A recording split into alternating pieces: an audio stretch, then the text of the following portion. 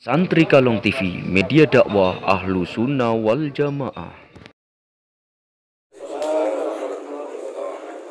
Alhamdulillahirabbil alamin. Wa bihi nasta'inu ala umri dunya waddin. Wassalatu wassalamu ala rasulillah wa mursalin. Sayyidina wa habibina wa syafiina wa maulana Muhammadin wa ala alihi wa sahbihi wa barik wa sallim. Wa qala Allah ta'ala fil Qur'anil aziz. Bismillahirrahmanirrahim. Idza jaa nasrullahi wal fath wa ra'aitan nasa yadkhuluna fi dinillahi afwajan fasabbih bihamdi rabbika wastaghfir innahu kana tawwaba. Ayat surah Al-Latif wa qala Rasulullah Muhammad sallallahu alaihi wasallam man ahya sunnatihi faqad ahabbani wa man ahabbani kana ma'i fil jannah. Hadis. Hadirin para jamaah yang saya muliakan, marilah kita selalu mensyukuri nikmat Allah. Saking pentingnya bersyukur kepada Allah itu, dalam satu hadis sahih diriwayatkan bahwa barang siapa yang baca Alhamdulillah 100 kali setelah subuh dan 100 kali sesudah asar atau sebelum maghrib, maka Allah akan mencabut susah. Allah akan membahagiakan dirinya. Jadi sebenarnya Rasulullah SWT sudah memberikan satu jalan supaya umatnya ini nggak susah. Bagaimana? Dengan mengucapkan Alhamdulillah 100 kali dan setelah sholat asar 100 kali, maka dijabut oleh Allah kesedihan. Sehari semalam tidak boleh, tapi diganti oleh Allah ketenangan, kebahagiaan. Seandainya pun datang musibah itu sedih, itu wajar, tetapi tidak berlebihan dan tidak menjadikan orang itu lupa kepada Allah. Rasulullah SAW ketika beliau tinggal putranya almarhum yaitu Sayyid Ibrahim bin Rasulullah SAW, beliau meneteskan air mata. Ditanya oleh sahabatnya Rasulullah, kenapa kau menangis? Bukan itu semua ada kehendak Allah. Ya sahabat, ini adalah kayu saya. Tangisan kayu saya. Bukan tangisan kesedihan, tetapi kayu saya. Wajar, hal yang manusia.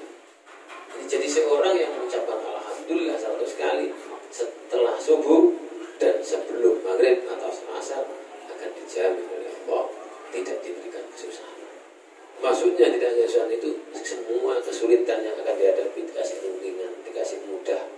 Misalnya karena musibah, maka dia bisa sabar dan ikhlas dengan ketentuan Allah Subhanahu wa Ta'ala. Begitu seseorang mengucapkan Alhamdulillah dengan tulus karena Allah, jangan 100 kali. Misalnya baca baru 5 kali udah rasanya beda.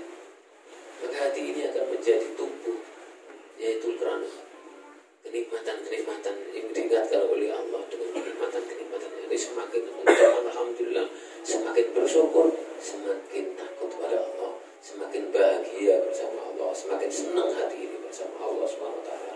Yang mana dengan Alhamdulillah yang sesungguhnya, maka akan lahirlah ikhlas, akan lahirkan mahabbah, akan lahirlah hati ini dalam kejernihan hati karena takwa kepada Allah SWT. Dampaknya sangat luar biasa.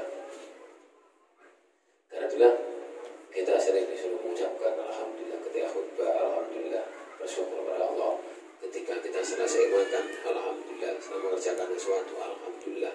Apabila sholat pun, Alhamdulillah. Pentingnya bersyukur kepada Allah. Dan Allah sendiri di dalam Al-Quran berfirman, la in syakartum la azidannakum wa la in kafartum inna adzabi lasadid. Karena saya bersyukur pada Agama akan aku tambah, ditambah tenangnya, ditambah nikmatnya, tambah bahagia. Ditambah yang utama adalah imannya kepada Allah Subhanahu wa Ta'ala, sehingga ibadahnya itu merasakan benar-benar nikmat. Baca Al-Quran jadi nikmat, sedekahnya nikmat, semua jadi nikmat karena syukur kepada Allah Subhanahu wa Ta'ala. sakit itu bisa alhamdulillah. Sakit itu alhamdulillah. Dengan sakit saya bisa nggak keluyuran terus-terusan. Saya kalau nggak sakit kan pergi melulu pergi. Ini nanti saya pulang langsung berangkat. Lama balik ini besok ke mana? Pokoknya nyambung terus ini. Paling cuma beberapa jam. Ini hal yang saya menyatakan bahwa pentingnya kita itu bersyukur pada Allah. Jangan melihat sesuatu itu yang apa ya, yang kita bikin sedih. Gimana makan apa ya apa tidak. Tidak suatu kebaikan Allah itu sangat banyak. Sedikit sekali ujian dari Allah itu pada hambanya sedikit dan terukur. Allah tidak menguji hambanya kecuali dengan takarannya masing-masing. Jadi kalau orang sampai seluruh sedih macam kepanjangan, itu menunjukkan orang imannya tidak pernah diasah, tidak pernah dipikir betapa karunia Allah sangat besar kepada hambanya. Makanya Syekh Muhammad Al-Ghazali mengatakan dalam makalahnya, susah itu karena ingat, lupa, senang bahagia itu karena ingat kepada Allah, ingat karunia-Nya, ingat nikmatnya, ingat maha kuasanya, ingat segalanya, sehingga jadi bahagia. Miskin kaya tidak ada bedanya bagi orang-orang beriman kepada Allah SWT. Kalau ada beda, berarti keimanan seseorang itu belum masuk ke dalam hati jantungnya, belum masuk ke dalam kolbunya yang dalam. Banyak wali itu yang kaya miskin tidak ada bedanya, senyum aja dua-duanya. Karena bahagia bersama Allah Subhanahu wa Ta'ala. Karena itulah ketika orang bersyukur, maka orang itu akan semakin nikmat. Bahkan Bismillah, barang saya bersyukur pada Allah, Allah berarti telah mengikat nikmat sendiri. Maksudnya semakin nikmat, semakin nikmat. Barang saya bersyukur, dia berarti melepaskannya. Kalau orang tidak bersyukur akan diadab oleh Allah. Apapun lainnya, kaya, miskin, sakit, sehat pun lainnya. Tidak ada ketenangan dalam jiwa. Terombang-ambing bagian buih di atas lautan yang tidak punya pegangan. Dan orang seperti sangat bahaya. Ketika nanti ajal menjemputnya, dia tidak punya bekal apapun.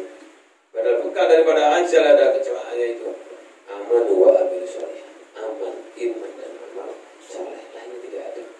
Orang boleh membanggakan hartanya, pangkatnya, jabatannya, posisinya sekarang, silahkan.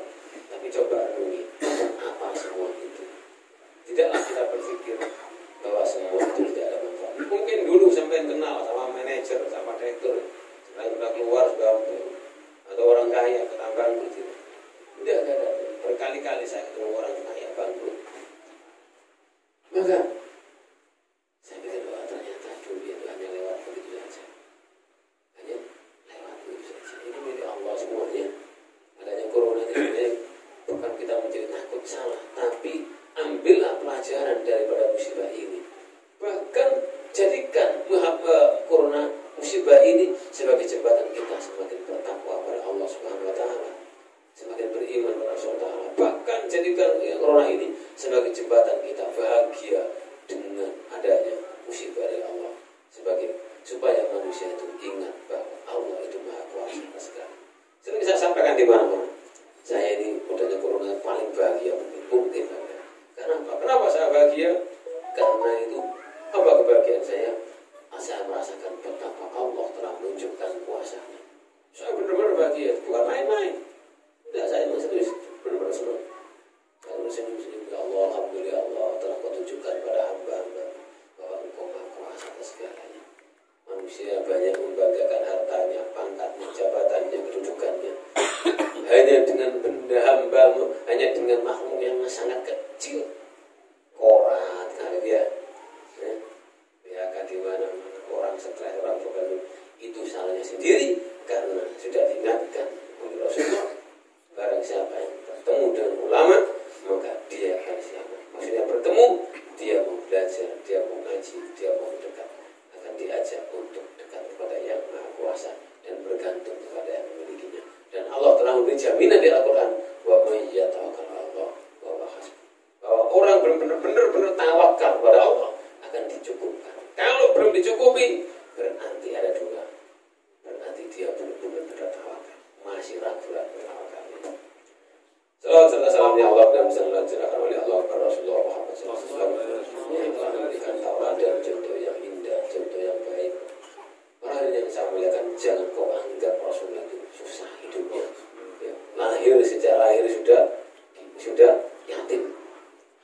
Setelah itu ibunya ditinggal bapak, ditinggal pamannya, ditinggal istrinya, dimusuhi, dilempari batu, mau dibunuh berulang-ulang. Tapi jangan dianggap Rasulullah itu susah. Rasulullah tidak pernah susah. Susahnya Rasulullah itu hanya tampak di lahir saja sebagai tauladan. Oh, ketika Rasulullah SAW nggak cocok wajahnya merah, itu bukan berarti Rasulullah susah. Karena tidak pernah terjadi itu. Karena apa? Karena dulu tubuhnya, seluruh hatinya dipenuhi dengan cahayanya Allah, dengan cahaya hidayah, cahaya keberkahan. Beda dengan kita, susah kita kan di hati, enggak, hanya di wajah itu lahir saja.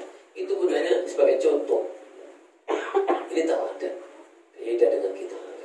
Yang saya bilang, jauh sudah nggak bisa diukur. Dan itulah saya mengatakan betapa Rasulullah SAW dimusuhi di berbagai macam. Mau dibunuh, tetap beliau bahkan tetap tidak menyerah untuk membawa kalimat la ilaha illallah. Itu harus kita tahu ladani. Kita ini kadang-kadang udah istri gondok, istri marah, sudah gak sholat tahajud. Istri gondok bisa marah, duha hilang. Kadang-kadang ngomong diem aja. Ketika akan dengan surat ngadepi masalah itu, baca sholawat, dzikir kepada Allah, tenangkan jiwa. La ilaha illallah. Ya di sini ketemu waktu besok juga ketemu di sini la ilaha illallah.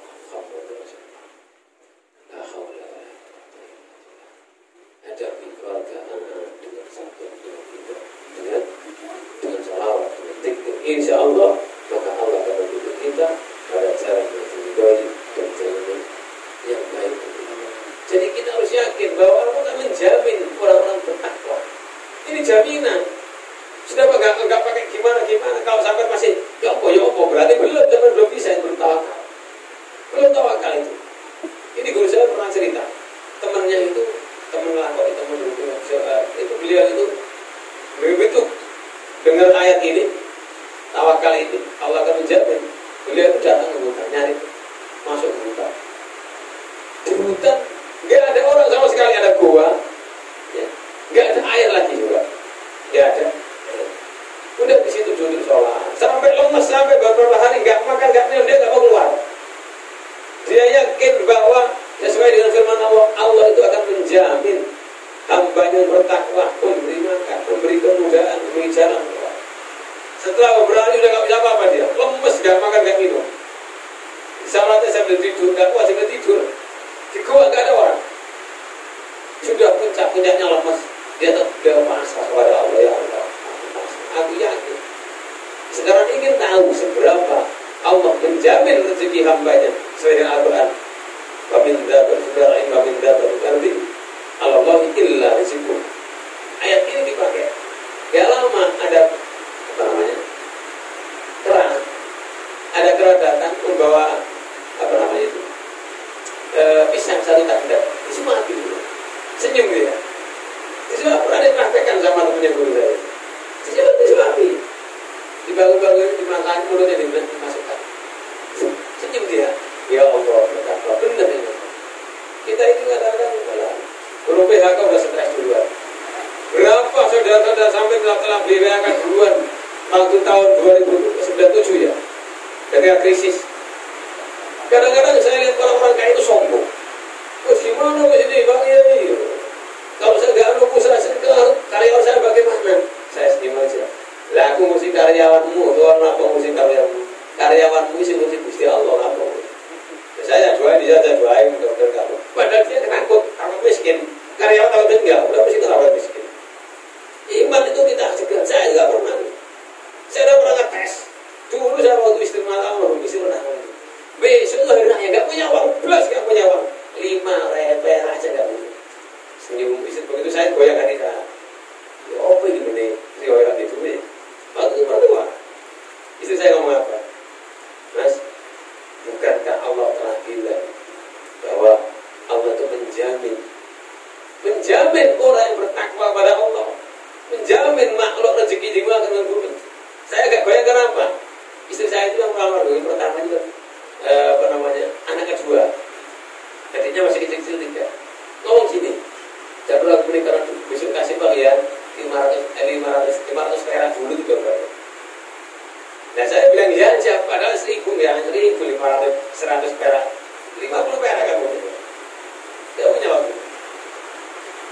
Benjen itu pikir, ya Allah itu. Setelah Isya, kira-kira jam 9, ya ada orang datang tentara, baru santri saya kenal, waktu itu ngasih sama guru saya juga. Tapi akhirnya jadi adik ipar saya. Terus saya mau pulang ke Kudus. Ini ada uang. Sampai saya ingin sedekahkan dengan 2.750, masih ingat saya? Ya, 2.750. Ya, udah banyak banget. Udah banyak. Masya Allah. Begitu saya udah pasrah itu. Jam 10 malam. Jam 8 malam. Senyum saya, ya Allah. Pertama itu. Jadi hati saya begitu geser dimarahin saya. Gak usah dikira ya mas. Santai aja. Biar anak-anak dia nanti gak punya uang ya biar aja gak kasih saya. Itu namanya temponan Gusti Allah. Harus belajar. Banyak ya saya kemarin itu ada yang mengusulkan terus pengajian Sabtuan di Cinere libur. Ya gak libur saya. Tiap saya libur, kalau libur selamanya sudah saya cari tempat lain. Karena ini corona itu banyak permintaan pengajian itu ini. Aneh kan? Banyak yang minta itu di Batam saya sudah terima. Kalau misalnya saya nggak gagal ya sudah saya ke Batam. Sabtu malam minggu gila saya ke Batam masih di Batam. Karena dia takutnya udah siap itu selalu mau di Batam, mobil siap, hotel juga siap, tempat mau hotel di mana siap. Nah, tapi saya minta waktu 2 hari itu datang. Kalau bisa tiap bulan. Saya bilang dia November saya mulai, cuma saya nggak tahu berapa bulan sekali. Tapi yang sini saya ingin masuk. Ini berjamaah sama Jaya juga hari ini tadi sudah putuskan. Saya juga menerima pengajian. Saya sudah janji lama. Sudah lama, hampir 1 tahun, hampir 2 tahun kita lebih. Saya juga pengajian di rumah aja. Mungkin saya sudah awal kemarin saya bilang setelah duhur kayaknya nggak bisa. Tadi saya tawarkan kalau bisa setelah subuh. Saya janji di rumah aja sudah hampir 75 tahun, 6 tahun, mungkin lebih. Mundur terus ini. Jadi saya kebetulan saya mulai lagi, insya Allah nanti di Lumajang. Habis insya Allah di Lumajang, Jember, langsung Banyuwangi. Jadi Bali dan lewat juga Bali, Sawat, dijemput, darat, langsung ke Banyuwangi. Sekarang nggak pesawat, soalnya pesawat langsung pulang ke Lumajang. Jadi berjamaah yang saya muliakan, Semarang ini orang dia itu pada repot gak ada yang undang saya itu malah mau undang. Kan aneh itu. Aneh sih. Jadi kalau dia Allah kemarin semalam itu diundang juga. Selama kita pada acara tiba-tiba saya diundang seluruh ngaji juga. Atau kelompok apa itu? Pokoknya ngaji aja sudah. Saya bilang saya ngaji dari sama ini. Yang penting saya ini dulu satu. Saya ngaji dengan sendiri. Sebab ilmu itu berbarengan dengan nur, dengan cahaya. Karena air itu nur, sehingga akan bermanfaat dan barokah. Kalau harta benda itu sudah ada yang nanggung. Sudah ada yang nanggung. Sudah ada. Ini pertama yang saya muliakan. Karena itulah jangan takut. Ya, pernah corona nanti gimana kasuhan. Makanya jangan bergantung kepada manusia. Bergantungkan diri Anda kepada Allah SWT. Maka Allah akan mengurus semuanya. Istri anak itu biasa sudah. Memang Allah ciptakan, makanya pilih Allah ciptakan Al-Quran. Janganlah harta bendamu, istri dan anakmu menjadikan kamu lupa kepada aku. Jadi pada zaman yang saya muliakan, makanya supaya gak ganggu, gak ngeribuin,